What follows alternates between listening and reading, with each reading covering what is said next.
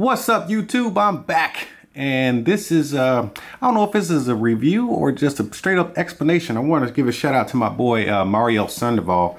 He asked me a question on one of my videos about this this Gear S3 about the phone calls on T-Mobile when it's connected to a phone and whatnot. So this is something that you probably don't even think of until you actually get it in your hands and you're trying to experiment with some stuff. Now, the reason why I got this, well, of course I wanted it, but I had a plan behind it, you know, behind getting the LTE version, because I have a business line that I was paying a fortune for pretty much no reason at all. So I actually have my business line, which is a number, connected to this watch. And then of course my personal line is on my cell phone. So my concept was I don't get very many valid business calls. I get mostly telemarketer calls. So what I was going to do was basically forward, not the way that it's set up in the phone and the watch, but I was going to have the phone company forward. You know how you can dial *72 in the US to forward your number to another line. Say if you're not going to be there, that's some old school stuff. Maybe a lot of y'all don't even know about that. But you can actually forward by pressing *72 on your phone that you want to transfer to go to another line. Maybe you're away from home or something like that. Anyways, this is before mobile phones came out, but you can still do that. And that was my plan, to actually forward all my phones to this, because that's the way I had it set up anyway with my regular business line. And turns out doesn't work that easy. First of all, you can't dial *72 from this thing. It just will not let you. For some reason, you dial *72 and then the phone number you want to forward it to, which was this one, and it's going to give you that guy saying, hey, you can't do that. Hang up the phone, try something else.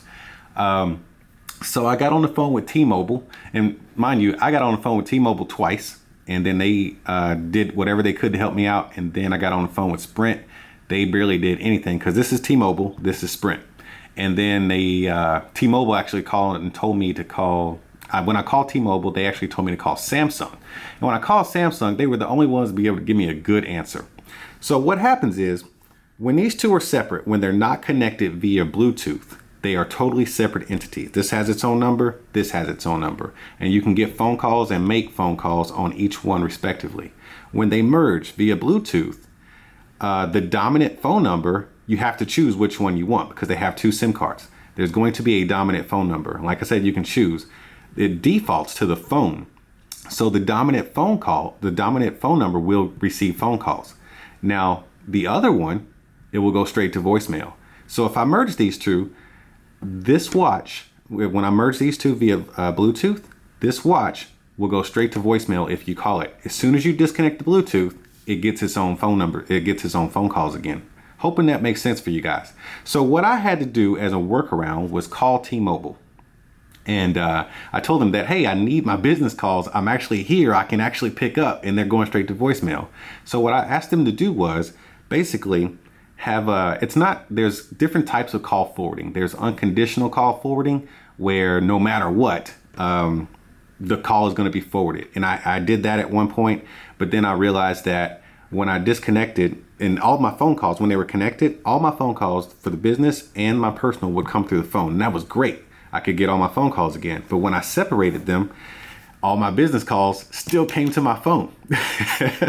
And so that's not what I wanted, because if I was out without my phone, I was missing my business calls and my personal calls, which kind of defeats the point of getting the LTE version. So what I did was I told them that, is there an option to have your calls forwarded only if you don't pick up? So they said yes, and this is what happens. So when they're not connected and I have my smartwatch only, if you call my smartwatch, I will get the calls. If I do not answer, it will automatically forward itself to my cellular phone. And if they are connected, since this is going straight to voicemail, it automatically forwards to my cell phone. So no matter what, I get phone calls on my cell phone if I perhaps missed the call on the smartwatch. Hoping I'm still making sense for you guys. You can always ask questions in the comments. But now it works perfectly. I'll go in here. There is a call forwarding option, and this is what a lot of people mistaked for something that was actually useful. The same features in the watch, but I'm going to do it in the Gear. Hey, what did I just see there? Y'all know Marquez Brownlee? Let me see. me see here. Marquez Brownlee. What's up, Marquez? MKPhD. Today is his birthday, man. Let's all give him a birthday shout out. All right. I love that guy. Anyways, let's go to the Gear app and let's go to settings. And you know what? They're not even connected now. Let me connect it via Bluetooth. Okay. Once it gets connected, this stuff will populate.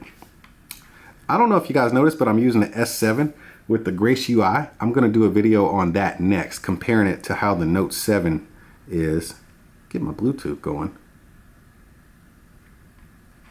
Something ain't right. What's up? All right, there we go. All right, so let's connect it to the Gear S3.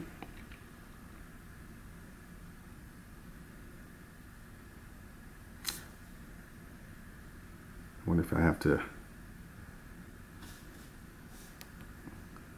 punch in my password and get it open at least.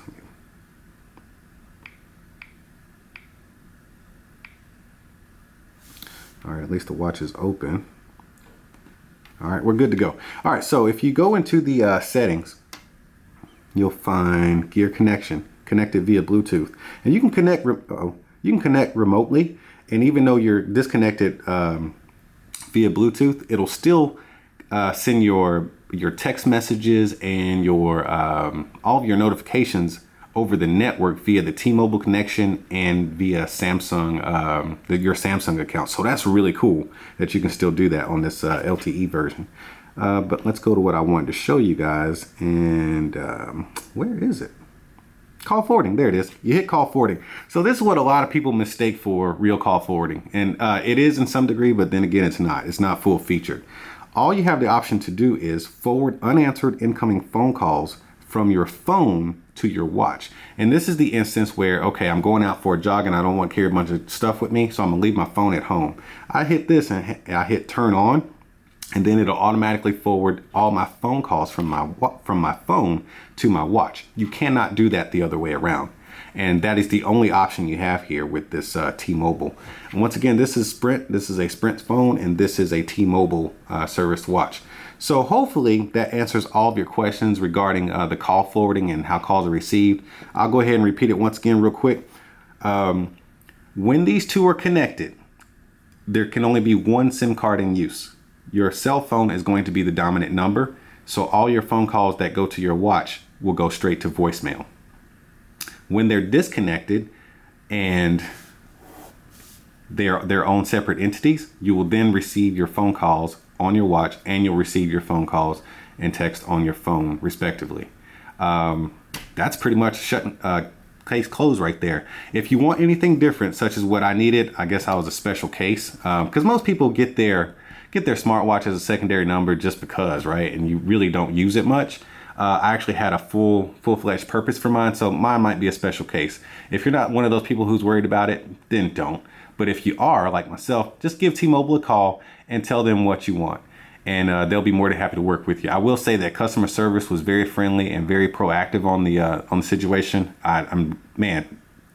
Shout out to T-Mobile for stellar customer service. I cannot say the same about Sprint.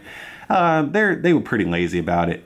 And Samsung, I don't know if you guys have ever called Samsung directly for some customer service or some technical stuff, but man, those guys are good. They are good. They are very friendly and very proactive on situations, and every time I've called, they've given me the answers. I might have not wanted that answer, but they gave me a straight up answer, and they directed me to the next best place possible. So hope that answers your questions. Look, I ain't never claimed to be an expert in this kind of stuff. I'm just doing reviews. And right now, I'm gonna need y'all to hit that subscribe button and mash on that like button. And I'll check y'all on the next video. Bye.